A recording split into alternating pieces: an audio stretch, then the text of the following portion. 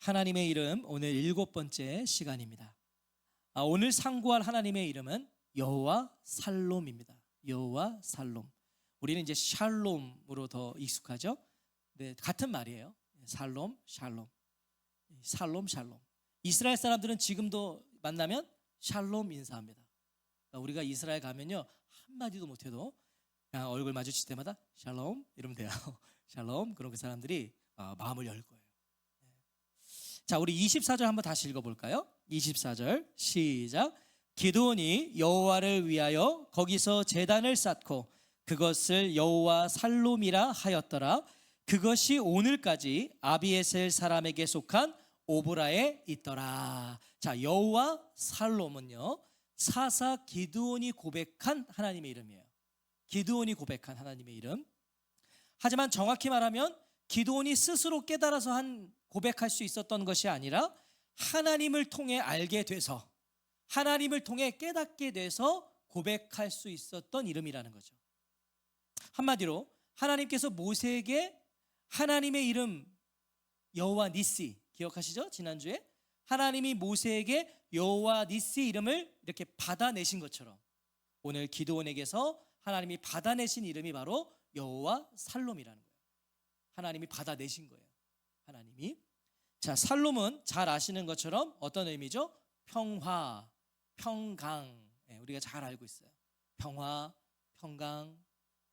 하지만 그 외에도 여러 의미가 있어요. 이 살롬이라는 단어 안에는요, 많은 의미가 있는데 온전한, 충분한, 전부, 안전한, 평온한, 이런 의미들이 복합적으로 담겨 있습니다. 자, 이건 뭐겠어요? 평강이 무엇인지를 말해주는 거죠. 평강이 뭐냐 했을 때 평강은 온전하고 충분하고 안전하고 평온한 겁니다. 그게 살롬입니다. 살롬. 기드온은 이 모든 의미를 함축해서 하나님 앞에 고백한 거예요. 여호와 살롬. 뭐예요? 여호와는 평강이라. 평강의 하나님, 평강이신 하나님. 오늘 이 고백에 있는 저와 성도님들이 되시기를 축복합니다. 살롬, 여호와 살롬. 자, 그럼 먼저 우리는요, 기드온이 어떤 상황 속에서 여호와 살롬을 고백할 수 있었는가, 어떻게 기드온은 이 하나님의 이름을 부를 수 있었는가를 확인해야 돼요. 그래야 우리도 우리의 삶 속에서 여호와 살롬을 부를 수 있겠죠. 어떻게 그럴 수 있었는가, 그래야 우리가 고백할 수 있기 때문이에요. 자, 오늘 본문은요, 하나님께서 기드온을 사사로 부르시는 장면이에요. 사사, 기드온이 사사거든요.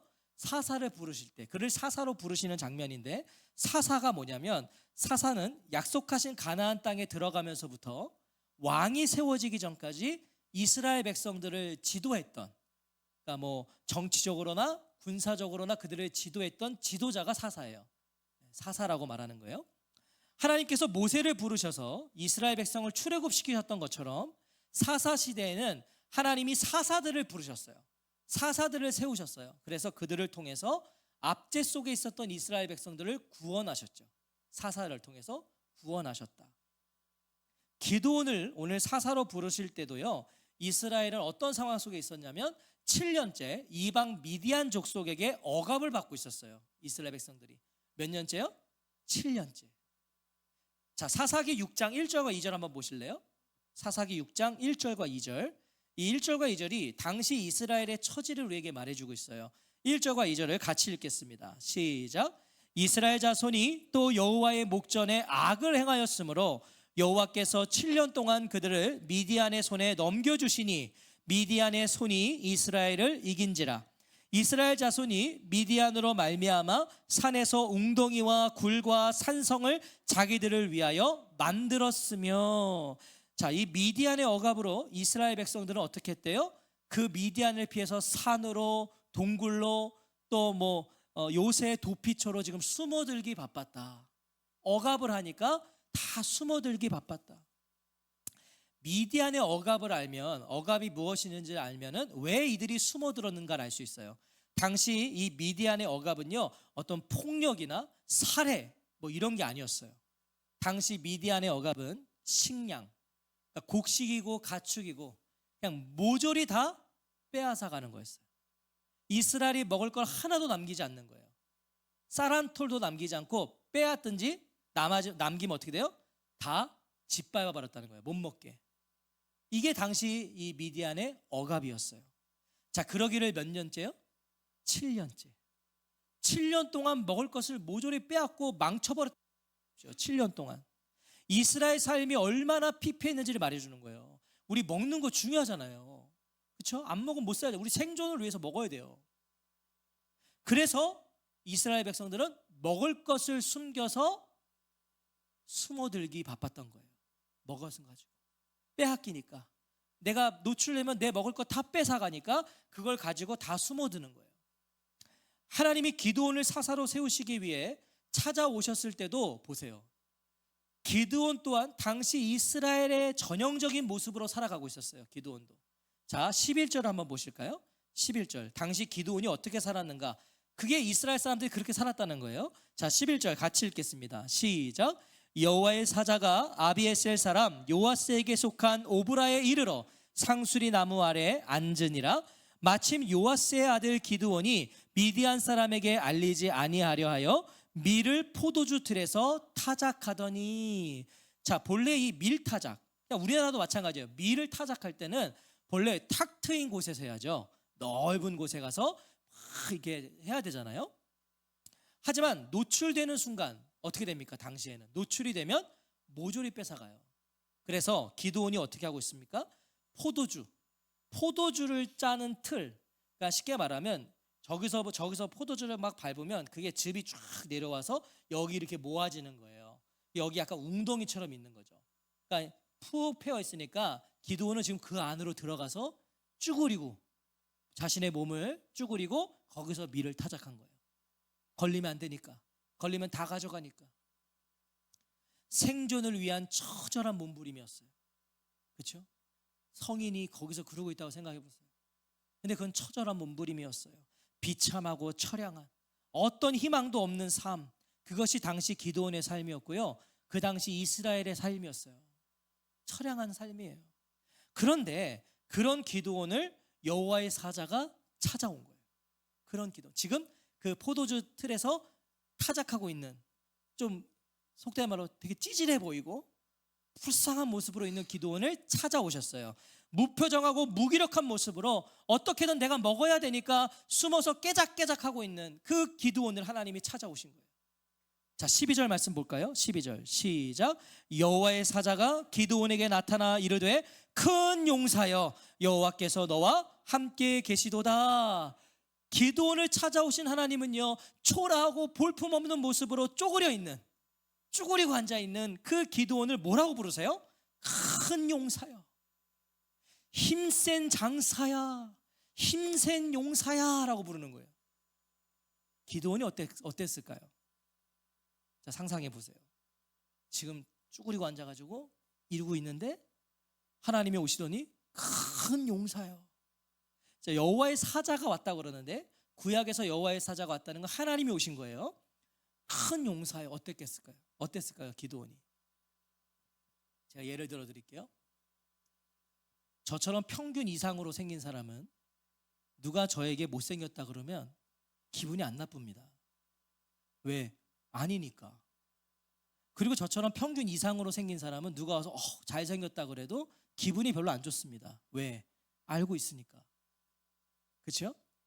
그런데 못생긴 사람한테 가서 잘생겼어, 너무 잘생겼어 그러면요, 그게 기분 좋을 것 같으세요? 아니요. 나 약 올리나? 불쾌한 거예요. 저는 태어나서 한 번도 느껴보지 못한 감정인데, 저는 뭐 못생겼다고 성도님들 목사님 못생겼어 그래 저는 괜찮아요. 왜? 그거 아닌 거 아니까. 이런 거 해야 이렇게 웃으시고 반응을 하시니 제가 사실 이거를 할까 말까 하다가 지금 하는 거예요. 1부 때는 안 했어요. 제가 왜? 지금 말씀 전하기도 바쁜데 이런 거 하면 안 되니까. 자, 기드온을 찾아오신 하나님, 그 정말 찌질한 모습으로 있는 그 기드온에게 큰 용사여 하면요, 기드온이 기분 좋은 게 아니라 불쾌했을 거예요. 아니, 칭찬도 위로도 정도껏 해야죠. 난 지금 이런 삶을 살고 있는데 나보고 큰 용사라고요? 약 올리는 것도 아니고. 그래서 큰 용사여 여호와께서 너와 함께 계시도다는 말씀을 듣자마자 기드온이 항변을 합니다. 하나님한테. 어떤 항변을 하냐면 들어보세요. 아니 여호와께서 우리와 함께 계신다면, 지금 뭐예요? 여호와께서 너와 함께 계신다 하니까, 아니 하나님 우리와 함께 계신다면 어째서 우리에게 이 어려움을 겪게 하십니까? 7년째잖아요. 지금 7년째. 우리 조상들은 여호와께서 놀라운 기적을 일으키셔서 자기들을 출애굽시켜 주셨다고 우리가 들었는데, 조상들에게 들었단 말이에요. 그런데 도대체 그 기적은 다 어디 갔습니까? 왜 우리를 버리셔서 미디안의 손에 이렇게 어려움을 당하게 하십니까? 이게 기드온의 항변이었어요. 하나님한테. 하나님이 찾아오셨지만 기드온은 신뢰하지 못하는 거예요. 아니 함께 계신데 왜 이러냐는 거예요. 함께 하신다면서 왜 어려운가? 아니 사랑하신다면서 왜 고난이 있는가? 아니 하나님 내가 믿는데 왜 안 풀리는가? 이게 오늘 우리 가운데도 있는 질문들 아니겠어요? 자신들이 걸어온 길, 자신들이 살아온 삶은 생각하지 않고 하나님이 함께 한다면 이럴 수는 없다고 말하는 거예요. 기드온이. 자기들이 걸어온 삶은 돌아보지 않고. 여러분 1절을 다시 한번 보세요. 1절. 이스라엘이 미디안의 압제 속에 있게 된 이유가 뭔가? 이스라엘이 왜 미디안의 압제 속에 있게 되었는가? 1절 다시 한번 읽어볼까요? 시작. 이스라엘 자손이 또 여호와의 목전에 악을 행하였으므로 여호와께서 7년 동안 그들을 미디안의 손에 넘겨주시니. 이스라엘은 반복해서 악을 행했어요. 그 악이 뭐죠? 우상 숭배. 이스라엘 백성들은 반복해서 우상 숭배를 했어요. 그래서 미디안의 압제 가운데 있었던 거예요. 힘들면 하나님을 찾아요. 그러다 하나님이 은혜 주시면, 하나님이 좀 먹고 살게 해주시면 또 하나님 외에 다른 걸 찾아요. 하나님 외에 또 다른 걸 바라봐요. 다른 걸 추구해요. 하나님보다 사랑하는 건 다 우상이죠. 우리 그렇게 알고 있잖아요. 우리가 하나님보다 사랑하면 그거 다 우상이에요. 하나님이 계셔야 될 자리에 다른 게 같이 있어도 그거 우상이에요. 하나님 외에 다른 건 없어야 돼요. 하나님의 자리엔 하나님만 계셔야 돼요. 다 우상이라고요.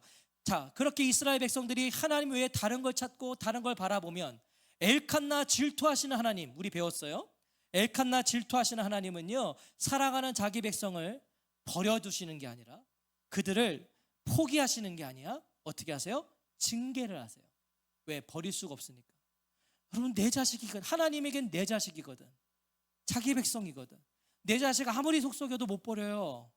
내 자식 아무리 속썩여도 그거 어떻게 할 수가 없는 거예요. 징계를 해서 깨닫게 해야죠. 때려서라도 돌아오게 해야죠.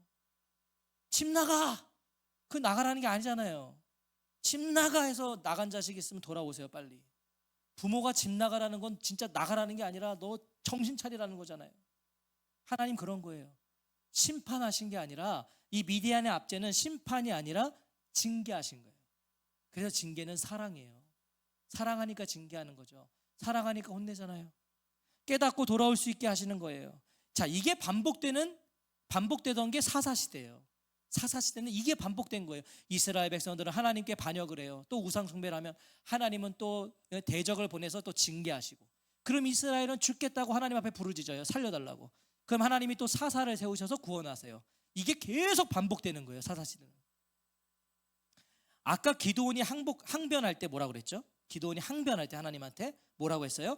우리 조상들은 하나님께서 놀라운 기적을 일으키셔서 애굽에서 자기들을 인도해 주셨다고 했는데 그 모든 기적들이 다 어디 있냐고 했어요. 기드온이. 왜 그 기적은 없냐는 거예요. 왜 우리에게는 모세도 없고 기적도 없냐는 거죠. 왜 우리에게는? 자, 여기서 우리는 기드온의 무지를 보게 되는 거예요. 기드온이 얼마나 무지한가. 하나님이 지금 누굴 찾아오셨어요? 기드온을 찾아오셨어요. 기드온을 찾아오셔서 뭐라고 부르셨어요? 큰 용사요. 하나님은 모세를 찾아와서 모세를 부르셔서 그를 통해서 이스라엘 백성들을 출애굽시키셨죠. 그것처럼 이번에는 누구를? 기드온을 통해서 이스라엘 백성을 미디안의 압제에서 구원하시려고 오신 거예요. 그래서 찾아오신 거라고요. 기적도 어디 있고 모세도 어디 있냐고 하고 있는데, 아니 지금 내가 그걸 하려고 널 찾아온 거잖아요. 이게 기드온의 무지예요. 그리고 하나님이 하신 말씀을 보세요. 큰 용사여 여호와께서 너와 함께 계시도다. 기드온이 큰 용사라는 게 아니에요. 기드온이 큰 용사가 아니라는 거, 기드온이 힘센 장사가 아니라는 거, 기드온이 힘센 용사가 아니라는 걸 하나님이 누구보다 잘 아시죠. 하나님은 나보다 나를 더 잘 아시니까 기드온이 자격이 없는 걸 아신다고, 하나님이요. 하지만 그를 큰 용사라고 부르시는 거예요. 큰 용사가 아닌데 큰 용사라고 부르시는 거예요. 왜? 그 이어지는 게 중요해요. 여호와께서 너와 함께 계시도다. 기드온이 대단해서, 기드온이 뛰어나서 큰 용사가 아니라 하나님이 기드온과 함께 하시기 때문에 큰 용사라고 하신 거예요. 그가 커서가 아니라 크신 하나님이 그와 함께 하시니까 너는 큰 용사라는 거예요. 그래서 이 큰 용사여 여호와께서 너와 함께 계시도다를 직역하면, 원어를 직역하면 이래요. 여호와께서 너와 함께 계시도다 큰 용사여, 이러는 거예요. 함께 계시다는 걸 먼저 말씀하시는 거예요. 그리고 그래서 너가 큰 용사다. 하지만 이런 하나님의 마음을, 하나님의 말씀을 기드온이 알지도, 이걸 알아듣지도 못해요. 기드온이 알아듣지를 못하는 거예요. 그의 시선이 오직 자기에게만 있었거든요. 그게 이유예요. 우리의 시선이 자꾸 나만 바라보고 있잖아요. 나의 중심만 바라보고 있잖아요. 그러면 하나님이 어떠한 말씀을 하셔도 그게 알아들을 수가 없는 거예요. 왜? 나는 나만 보고 있으니까. 14절에 보시면 하나님은 정확히 기드온에게 말씀하세요. 14절에 보시면 제가 세 번역으로 읽어볼게요. 너에게 있는 그 힘을 가지고서 이스라엘을 미디안의 손에서 구하여라. 내가 친히 너를 보낸다, 이러시는 거예요. 내가 너를 보낸다. 하나님이 함께 하시니 너가 이스라엘을 미디안의 손에서 구하라고 그러시는 거예요. 야, 내가 너와 함께 하니까 너 가서 구해라. 하나님이 모세를 보내신 것처럼 이제 기드온을 보내시겠다는 거예요. 하나님이 지금 보내시잖아요. 가라는 거예요. 내가 너를 보낸다. 그런데 기드온의 반응을 보세요. 기드온이 어떻게 반응하는가? 15절을 같이 읽겠습니다. 시작. 그러나 기드온이 그에게 대답하되 오 주여, 내가 무엇으로 이스라엘을 구원하리까? 보소서, 나의 집은 므낫세 중에 극히 약하고 나는 내 아버지 집에서 가장 작은 자니이다. 기드온은 자신의 출신과 배경을 들먹여요. 하나님이 기드온아, 내가 너와 함께해. 가. 내가 너와 함께하니까 가서 저 미디안의 압제에서 이스라엘을 구해. 근데 기드온이 뭐라고? 저는요 이런 집안인데요. 저는요 이렇게 연약한데요. 자기의 출신과 배경을 말하는 거예요. 아니, 하나님은 괜찮다 하시는데, 하나님이 그걸 모르시는 게 아니잖아요. 하나님은 괜찮다고 하시는데, 하나님이 하시겠다고 하는데 자신은 그런 깜냥이 안 된다는 거예요. 이게 기드온이에요. 지금 난 못해요, 난 안 돼요, 난 그럴 수 없어요. 근데 하나님의 인내를 보십시오. 하나님의 인내. 하나님은 어떻게까지 인내하시나? 16절도 읽겠습니다. 16절 시작. 여호와께서 그에게 이르시되 내가 반드시 너와 함께 하리니 내가 미디안 사람 치기를 한 사람을 치듯 하리라 하시니라. 자, 하나님은 기드온에게 능력 있다고 하지 않으세요? 기드온에게 능력 있다고 하지 않으신다고요?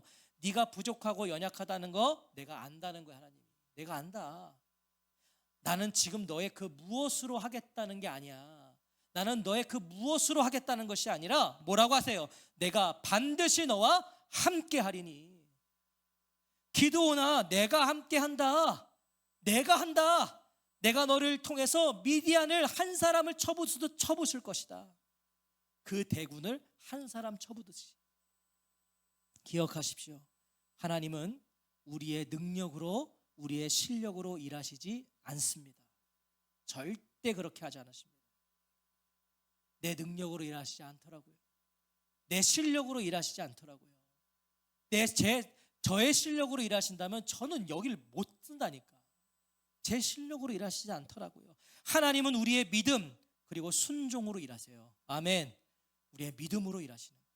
우리의 순종으로 일하시는 거예요. 오늘 일하시지 못하는 건 순종하지 않기 때문인지도 몰라요.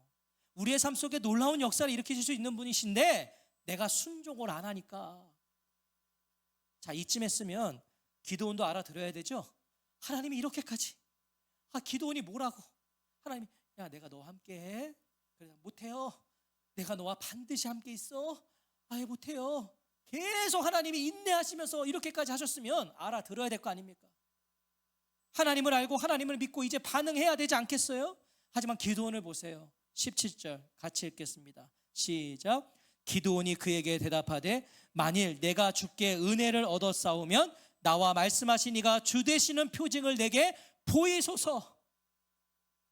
자, 근데 여기서요 아직 좀 답답하긴 해요, 기드온이. 근데 작은 변화가 있어요. 기드온의 작은 변화가 있어요. 그거 보이세요? 기드온의 어떤 변화가 있는지.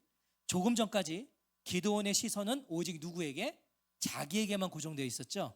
그러니까 안 된다는 거예요. 난 이래서 안 되고 저래서 안 되고 이래서 못하고 저래서 못한다 그랬어요. 나에게 있었어요. 그래서 자신의 출신과 배경, 자신의 상황, 처한, 현실들, 이것으로 안 된다고 했어요. 하지만 하나님은 그런 기드온에게 끊임없이 말씀해 주셨죠. 뭐라고? 여호와께서 너와 함께 계시도다. 내가 반드시 너와 함께 하겠다. 이걸 계속 말씀해 주셨어요. 그랬더니 기드온이 이제 뭐라고 하고 있어요? 뭐라고 해요? 지금 나에게 말씀하시는 분이 정말 주님이시라는 증거를 보여주십시오. 이렇게 말하는 거예요. 그의 시선이 지금 자신에게서 누구에게로? 하나님께로 옮겨졌단 말이에요. 이 작은 변화가 있단 말이에요. 지금까지는 나를 봐서 안 된다 했는데 지금은 그럼 정말 하나님이신지를 보여주십시오. 시선이 옮겨졌어요. 나에게서는 안 되는데 옮겨지니까 한 걸음을 떼잖아요. 중요한 거예요. 하나님이 인내하시면서 이 작업을 하신 거예요. 지금 기드온이랑 이 씨름을 하신 게 이 작업을 하신 거예요. 그의 시선을 하나님께로 돌리는 거. 이게 이렇게 어려운 거예요. 이게 우리의 인생의 성패는 다 여기 있는 거예요. 나만 보는 사람, 내 현실만 보는 사람, 이 세상만 보는 사람은 한 걸음을 못 나가는 거예요. 하나님한테. 기도는 더 이상 자신은 아니라고 안 된다고 말하질 않아요. 더 이상 하나님을 확인하고 싶어요. 내가 하나님을 그걸 확인하고 싶다는 거예요. 하나님 맞냐는 거죠. 쉽게 말하면 지금 나한테 말하는 사람 하나님 맞냐? 나와 말씀하신 이가 주 되시는 표징을 내게 보이소서. 자, 이런 기드온의 모습이 귀여우셨을까요? 하나님 보셨을 땐 제가 볼 때 귀여우셨을 것 같아요. 조금 전까지는 안 된다, 못한다, 죽여라 이러더니 진짜요? 이러는 거죠. 지금 귀여우셨을 것 같아요. 하나님이 그의 청에 응해 주세요. 불쌍히 여겨주신 거죠. 불쌍히. 자, 그게 우리가 읽은 본문이에요. 하나님이 그것에 응해 주신 게 오늘 본문인데, 자 19절 같이 읽을까요? 시작. 기드온이 가서 염소 새끼 하나를 준비하고 고기를 소쿠리에 담고 국을 양푼에 담아 상수리 나무 아래 그에게로 가져다가 드리매. 자, 더 집중해서 따라오세요. 기드온이요 예물을 가져와요. 예물. 자, 표징을 보여달라 그랬고, 그러더니 갑자기 기다려주세요. 제가 예물을 가져올게요. 그리고 예물을 가져와요. 왜 가져왔었겠어요? 예물을 드릴 테니 표징을 보여달라는 뜻 아니겠어요? 내가 예물 드릴 테니 표징을 보여달라. 그가 가져온 예물의 양을 보면 그 의도가 더 분명해져요. 자, 먼저 염소 새끼 한 마리를 요리해요. 그래서 고기는 소쿠리에 담고 국물은 이제 이 양푼에 담는 거예요. 이렇게 했어요. 그리고서 밀가루 한 에바로 무교병을 만들어 오는데, 이 한 에바가 얼마나 되냐면 약 9.6kg이에요. 9.6kg. 그거 엄청난 양 아닙니까? 9.6kg을 가지고 무교병을 만들어 왔다. 떡을 만들어 왔다. 이거 엄청난 양이에요. 굉장히 많은 양의 예물을 갖고 온 거죠. 이건 뭘 말해주는 거죠? 하나님, 표징을 보여주십시오. 그래, 알겠다. 표징을 보여줄게. 그 기다리세요. 제가 예물을 갖고 올게요. 그 예물을 이만큼 갖고 온 거예요. 이건 뭘 말해주는 거예요? 표징에 대한 기드온의 염원을 말해주는 거죠. 정말 표징을 보고 싶은 거예요. 확인하고 싶은 거예요. 그래서 예물을 많이 갖고 왔어요. 자, 많이 드리면 드릴수록 하나님이 표징을 보여주실 거라고 기드온은 생각한 거예요. 내가 많이 가져오면 가져올수록 표징을 보여주실 거다. 자, 정말 무례하기 짝이 없는 거죠. 하나님이 보실 때. 오늘날도요 이렇게 신앙생활하는 분들이 있고요, 이렇게 가르치는 목회자들이 있어요. 드린 만큼 주신다, 한 만큼 받는다. 저도 이런 거 좀 설교해야 되겠어. 이런 거 설교하면 얼마나 좋아요? 성도님들에게 뜯어내기가. 그죠? 드린 만큼 주신다, 한 만큼은 받는 거다. 그러면 얼마나 좋아. 막 성도님들을 막 뜯어내니까. 그렇게 제가 안 하는 이유는 그건 하나님을 거짓되게 하는 거니까요. 하나님은 부족함이 없으신 분이에요. 하나님이 온 천하 우주 만물이 하나님 거예요. 근데 하나님이 뭐가 부족하셔서 성도님들 걸 뜯어내겠어요? 하나님 그런 분이 아니세요. 하나님은 절대 양을 보시는 분이 아니에요. 양을 보시는 분이 아니라고요. 하나님은 우리의 마음과 중심을 보시는 거예요. 하나님을 사랑함으로 행하는 걸 보시는 거예요. 하나님을 사랑함으로 행하는 걸 받으시는 거예요. 하나님을 사랑함으로 하실 때 하나님이 기뻐하시는 거예요. 기드온이 양껏 차려온 예물을요, 하나님이 어떻게 하는가 보세요. 이거 중요하죠. 어떻게 하시는가 보세요. 하나님은 기드온에게요, 가져온 고기와 무교병을 바위 위에 놓으래요. 지금 막 정성 들여서 막 상다리 부러지게 갖고 온 거잖아요. 그걸 바위 위에 놓으래요, 하나님이. 그러더니요, 국을 부어버리래요. 거기다 국물을 부어버리래요. 자, 바위 위에 놓인 물에 젖은 고기와 무교병을 한번 생각해 보세요. 바위 위에 놓인 이 물에 젖어버린, 국물에 젖어버린 무교병과 고기들, 정성스럽게 준비한 것들이 다 엉망되는 거죠. 엉망된 거예요. 먹을 수 없는 음식이 된 거예요. 이건 그냥 버리는 음식이 된 겁니다. 지금 하나님은 예물을 드릴 테니 표징을 보여달라던 기드온의 그 신앙을 어떻게 하신 거예요? 흩어버리신 거예요. 엉망으로 이게 흩어버리시는 거예요. 예물 때문에 반응하는 게 아니라는 걸 가르쳐 주시는 거예요. 기드온에게. 너가 이렇게 가져왔다고 내가 표징을 보여주는 거 아니야.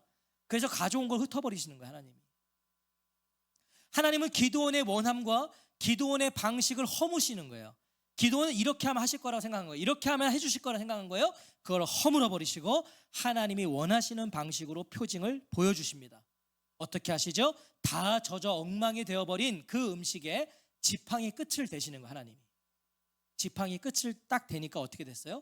불이 바위에서 나오는 거예요. 갑자기 불이 바위에서 나오더니 흠뻑 젖어있는 음식들을 일순간에 태워버리는 거예요. 자, 젖은 음식이 불살라 없어지려면 오래 걸립니다. 그렇죠? 젖은 장작 떼어보려고 그러세요. 오래 떼야 돼요. 근데 지금요, 단숨에 살라버리신 거예요. 이 젖은 음식들을 다 단숨에. 기드온이 어땠을까요? 그냥 흠뻑 젖어있는 음식들이 단숨에 불타 없어져 버렸어요.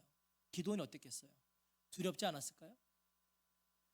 사람은요, 말도 안 되는 일, 내가 예상하지 못한 일을 눈앞에서 보면요, 두려움을 느껴요. 요즘에 최근에 TV에서 마술 하는 거 마술 뭐라 그래야 되지? 하여튼 뭐 그런 프로 보셨어요? 마술 대회 하는 거 막 마술사들이 나와서 그때 그 연예인들 패널을 보시면요, 진짜 놀라운 마술을 보면 하나같이 그 패널들이 뭐라 그러면 무섭다 그래요. 무섭다는 거예요. 소름이 돋고 무섭다는 거예요. 지금 그런 일이 일어난 거예요. 하지만 정작 기드온이 두려워한 건요, 표징이 아니었어요. 표징 때문에 두려워한 게 아니에요. 지금 자, 22절을 보세요. 22절 시작. 기드온이 그가 여호와의 사자인 줄을 알고 이르되 슬프도소이다. 주 여호와여, 내가 여호와의 사자를 대면하여 보았나이다. 기드온은 자신이 그토록 원하던 표징을 봤죠. 보여주셨잖아요. 표징을 원했는데 표징을 보여주셨어요. 봤어요. 그 말은 곧 지금까지 자신과 대면하며 대화를 나누신 분이 정말 누구셨다? 하나님이셨다는 뜻이죠. 하나님이셨어요. 그런데 그것이 인정되는 순간 기드온은 두려움에 휩싸이는 거예요. 기드온의 두려움은 두 가지를 말해주는 거예요. 하나는 기드온은 자신이 지금 대면했던 이 상대가 하나님이시라는 걸 제대로 알지 못했어요. 제대로 모르고 지금 계속 한 거예요. 그냥 어떤 신적인 존재이겠지, 이 정도인 거예요. 또 하나는 뭐예요? 하나님을 대면한 자신은 이제 죽게 되었다는 거예요. 자, 조상들로부터 신앙 교육을 받았던 기드온이죠. 그래서 아까 출애굽 사건도 알고 있으니까 하나님한테 따졌잖아요. 하나님을 본 자는 죽게 된다는 걸 배운 거예요. 이게 출애굽기에 나오잖아요. 출애굽기에 또 이르시되 내가 내 얼굴을 보지 못하리니 나를 보고 살 자가 없음이니라. 하나님을 만나면 죽는다고 생각했어요. 그 기드온도 그걸 배웠거든요. 그래서 지금 뭐예요? 내가 지금까지 상대한 분이 하나님이셨구나가 깨달아지는 순간 나는 이제 죽었구나. 그래서 지금 죽음의 두려움으로 슬퍼한 거예요. 나 이제 죽었구나. 기드온이 참 어리석어 보이지 않으세요? 정말 하나님을 본 자는 죽게 된다면 기드온은 벌써 죽었어야죠. 하나님하고 지금 계속 대화 나눴잖아요. 벌써 죽었어야 돼요. 하지만 지금 자신은 살아있어요. 안 죽었어요. 두려워할, 슬퍼할 이유가 없는 거예요. 안 죽었잖아요. 하나님은 기드온의 지식과 이해 너머에 계신 분이세요. 죽지 않아요. 하나님은 그의 원함과 방식의 너머에서 일하고 계세요. 오늘도 마찬가지예요. 하나님은요, 우리의 이해와 지식 너머에 계신 분이세요. 우리가 그분을 다 깨달을 수가 없어요. 하나님은 우리의 원함과 방식대로 일하지 않으세요. 그 너머에서 일하시죠. 그래서 우리가 불가능하다고 여겼을 때 하나님은 일하시는 거예요. 우리는 망했다고 했을 때 하나님은 아니, 시작하실 수 있어요. 우리가 이건 됐어, 그때는 일하시지 않을 수도 있어요. 인간의 그 무엇으로는 알 수 없는 분이시고 믿을 수도 없는 분이시고 만날 수가 없는 분이 하나님이신 거예요. 우리의 그 무엇으로는. 우리가 어떻게 하나님을 알게 되겠어요? 우리가 어떻게 하나님을 믿게 되겠어요? 그래서 그런 하나님을 내가 알고 믿고 오늘 만나고 있다면 그게 기적인 거예요. 내가 하나님 믿는다면 그거 기적인 거예요. 하나님이 믿어지세요? 그건 기적이에요. 내가 하는 게 아니에요. 그건. 죽음의 두려움에 벌벌 떨고 있던 기드온에게요, 하나님이 말씀하세요. 23절 같이 읽겠습니다. 시작. 여호와께서 그에게 이르시되 너는 안심하라, 두려워하지 말라, 죽지 아니하리라 하시니라. 자, 두려워 벌벌 떨고 있는 이 기드온에게 하나님이 가장 먼저 하신 말씀이 뭐예요? 안심하라, 안심하라. 이거 직역하면 이래요. 너에게 평강이에요. 하나님이 외치신 거예요. 너에게 평강. 죽지 않을 거니까 두려워하지 말라고 하세요. 하나님은 기드온을 죽이기 위해 오시지 않았잖아요. 하나님 왜 오셨어요? 기드온을 구원하시고 그리고 그를 통하여 이스라엘을 구원하시려고 오셨잖아요. 그래서 안심하라 하시는 거예요. 안심해라. 바로 이 하나님의 말씀을 들은 후에, 이 하나님의 말씀을 들은 후에 기드온이 고백한 하나님의 이름이 바로 여호와 살롬인 거예요. 여호와 살롬. 24절 같이 다시 한번 읽겠습니다. 24절 시작. 기드온이 여호와를 위하여 거기서 제단을 쌓고 그것을 여호와 살롬이라 하였더라. 그것이 오늘까지 아비에셀 사람에게 속한 오브라에 있더라. 하나님이 자신과 함께 계심을 깨달은 기드온이 할 수 있는 건, 하나님이 나와 함께 하시는구나, 이걸 깨달은 기드온이 할 수 있는 건 하나였어요. 뭐예요? 예배하는 것뿐이었어요. 하나님을 예배하는 것뿐인 거예요. 기드온은 제단을 쌓고요, 그곳에 여호와 살롬이라 하였더라. 사랑하는 성도 여러분, 기드온이 이 하나님의 이름을 부를 수 있었던 이유가 뭐죠? 기드온이 샬롬, 평강을 말할 수 있었던 이유가 뭐죠? 자, 잘 들으셔야 돼요. 어떻게 그걸 부를 수 있었죠? 그는 분명 두려움과 슬픔 속에 있었죠. 그는 두려움과 슬픔 속에 있었어요. 그런데 어떻게 평강을 말할 수 있었죠? 어떻게? 하나님의 말씀 때문이었어요. 오늘 본문을 잘 보세요. 하나님의 말씀 때문, 표징 때문이 아니었어요. 말씀 때문이었어요. 어떤 말씀? 안심하라, 안심하라.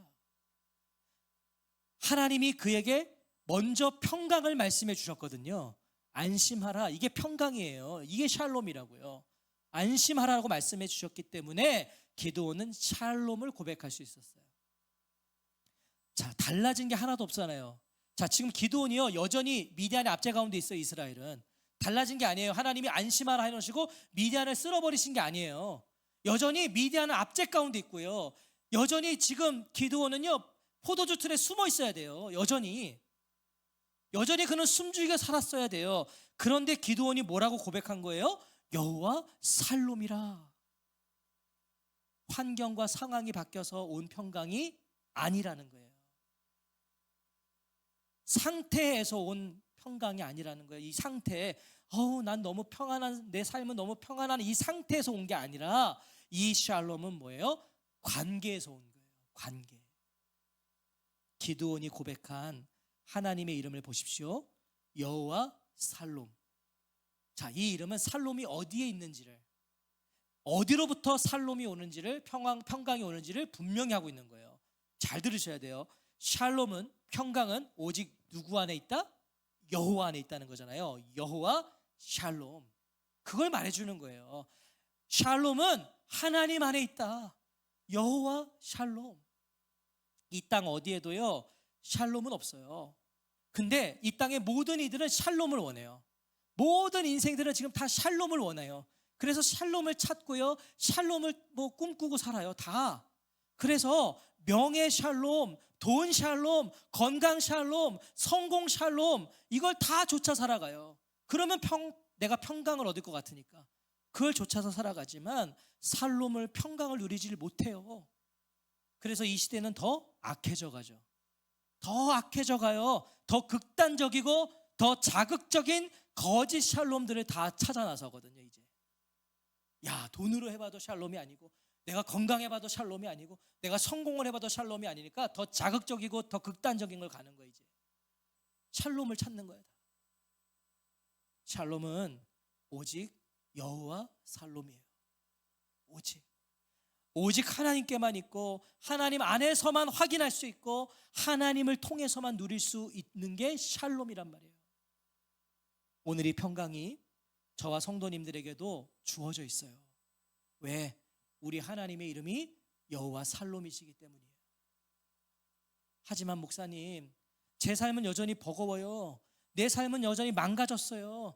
내 삶에 무너진 게 한두 가지가 아니에요. 여전히 나는 흔들리고 있고, 난 여전히 두렵고, 난 여전히 슬프기만 해요.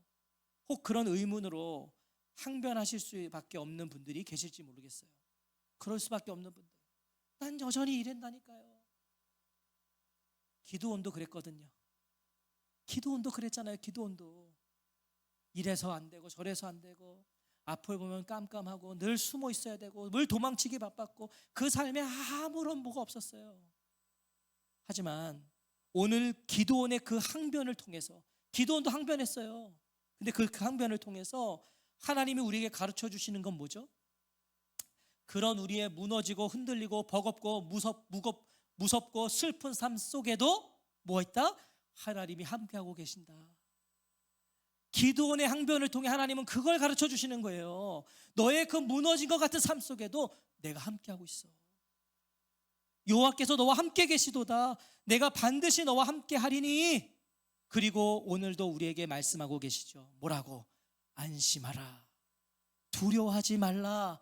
죽지 아니하니라. 어떤 상황과 형편에 있을지라도 하나님은 우리와 함께 계시고 우리의 샬롬이 되어 주십니다. 그 하나님을 발견하고 그 하나님을 누리고 그 하나님을 믿음으로 함께하는 것이 신앙생활이에요. 그게 삶의 예배예요. 그리고 그게 평강의 삶이에요. 여러분, 뭐가 평강의 삶이라고요? 여호와 샬롬 하나님을 나도 의지하며 그분을 바라보며 그분을 누리며 사는 거, 그게 평강이에요. 문제가 없어서 평강이 아니고, 문제가 없다고 평강한 거요? 문제가 없다고 걱정이 없겠어요? 걱정하며 살던데요. 우리가 볼 땐 떵떵거리고 살만한 사람들도 다 인상 쓰고 살던데요. 근데 저처럼 뭐가 없어도 얼굴 어떠세요?